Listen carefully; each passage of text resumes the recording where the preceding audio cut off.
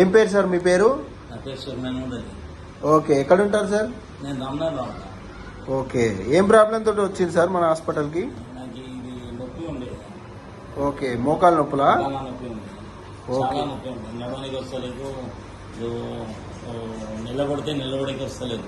Okay, ఎప్పటి నుండి sir? అంటే ఈ ప్రాబ్లం ఎప్పటి నుంచి ఉండే మీకు? అయితే 3 సంవత్సరాల నుంచి ఉంది.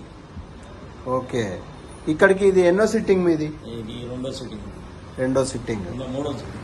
ఎట్లా ఇప్పుడు గణేష్ ట్రీట్మెంట్ చేసిన తర్వాత ఫస్ట్ ట్రీట్మెంట్లో ఏమనిపించింది మీకు? మంచిగా కనిపిస్తుంది.